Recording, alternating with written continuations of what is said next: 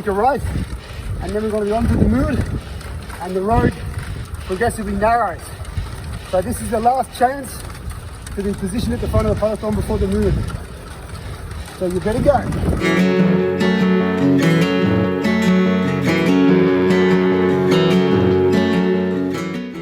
We've made the trip over to Belgium and we're staying in the Flandrien hotel, and we're being taken around by Jamie and his son Reese.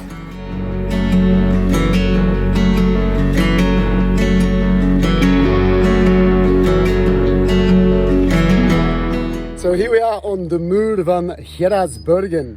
It's probably the most iconic cobble climb in the world, been featured in many Ronde van Vlaanderen. It's the climb upon which legends have been made, whether it's Johan Museeuw, Tom Bonen, Fabian Cancellara, of course, Peter Sagan. So it's always incredible to ride this climb on my own, but even better when I'm able to come up here with some friends and guests at the Flandrien Hotel, as we did today. And remarkable today. Here we are on the climb, and not only do we have blue skies, but we're almost here alone. So it's just incredible. Yeah, it's magnificent experience. What's the jersey you're wearing? Yeah, so actually this is a European Masters Champion jersey. 2019 I became the European Masters Games champion in the time trial. And you were saying before you had it for 3 years because of COVID? Yeah, well actually I'm kind of lucky because with COVID the championships weren't held again. So I get to hang on to the jersey a little bit longer, which is quite okay. Yeah, it's really cool. Here on the day of the race of the Ronde, it's absolutely electric. It's the buses, the team cars on the road, and during the race itself, up to 1.5 million people lining the roads of Flanders, which is almost 1 in 10 of the Belgian population out watching the race. Yeah, it's crazy. Just incredible as an experience. And then you hear before you see the race, because suddenly over the hill you'll see the helicopter flying low, the TV helicopter, the race helicopters, and then the buzz in the crowd just goes nuts. The flags start to fly, and then the riders approach. Often the breakaway comes past first, maybe 5-10 guys, and the crowd is just screaming, and then the main peloton come through, and of course, yeah, everybody's looking for their heroes. You know, whether it's the Swiss, the Italians, the Germans, the Dutch, they're all cheering for their Flandrien. She's calling me, like the rainbow, like the rainbow. She's calling me, like the rainbow, the rainbow.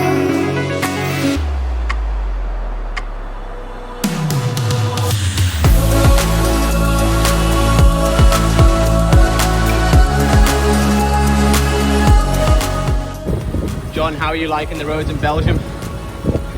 Just like Northumberland, berg after berg, surface is terrible, in my element actually.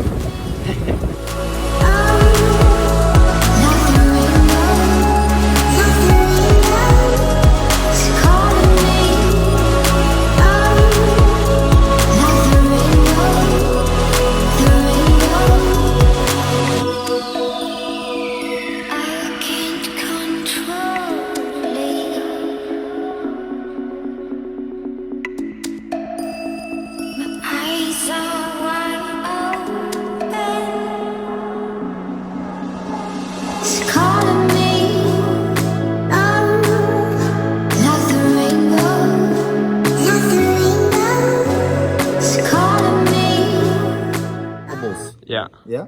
So the legend is that if you go to the brewery and you tell them, because this is actually cobbles, the cobble section of Oude Quaremont. And if you go to the brewery and you say this is the exact section, then you get your weight in beer.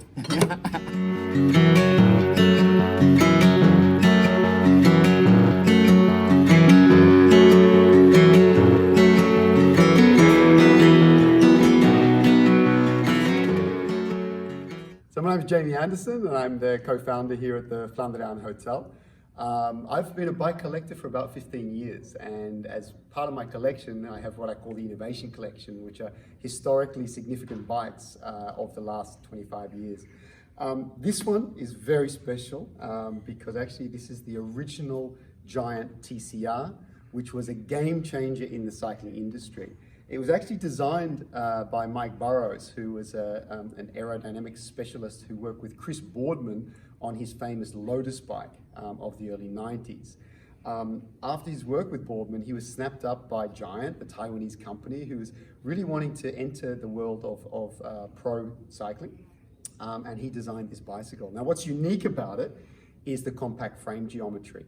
Up until the mid-1990s, bike manufacturers, they made up to 10, sometimes even 20 different sizes in 1 centimeter or half centimeter increments. Burrows thought that was crazy because looking at biomechanics and the human body, he believed actually that pretty much 80% of riders could be covered with just 3 frame sizes, a small, medium and large. So this was really a game changer in that 3 sizes could cover so many different riders. But not only that, the compact frame geometry was quite unique in that it had a much smaller rear triangle, which was much more effective for power transfer, less opportunity for flexing the rear of the bike. And of course, as an aerodynamics specialist, Burrows was also interested in how to optimize the bicycle for aerodynamics. So you see the aerodynamic seat post, you see the aerodynamic fork here, and of course the first carbon bladed spoked wheels as well. So really a game changer for the industry. Now, of course, that bike was then followed. That was the bike made for the consumer market. It was followed in 1997 by Giant's first professional sponsorship of the Once team. When the Once riders turned up at the peloton with these really compact frames, they were kind of a laughing stock. That then followed with this model, which was the Giant TCR Advanced full carbon frame. And actually by this time, other frame builders had also woken up to the benefits of compact geometry. So if you look at the pro peloton today, pretty much every bicycle you see is based upon that original frame geometry of Giant. And of course, the other thing about it, which was amazing, was that it also transformed production. Because in today's world, we don't have 10 or 20 sizes of frames anymore. Most frame builders have converged around somewhere between 4 and 6 sizes, which also helps to reduce the production costs. And that's also changed the economics of the business. So that's a little bit of cycling history.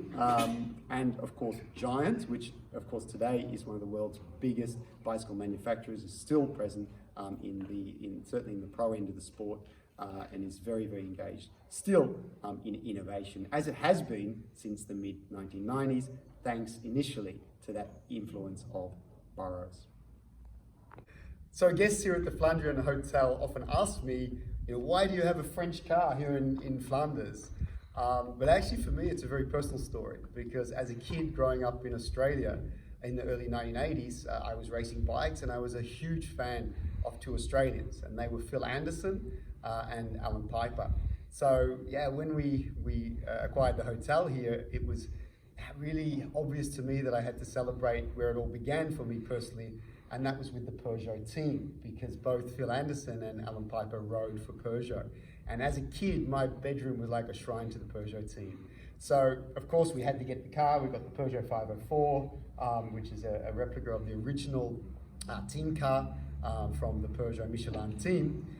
And of course we needed a bike to go with that. So this actually was delivered a few weeks ago by a collector in France, and it's one of the original Peugeot Michelin team bikes from 1984.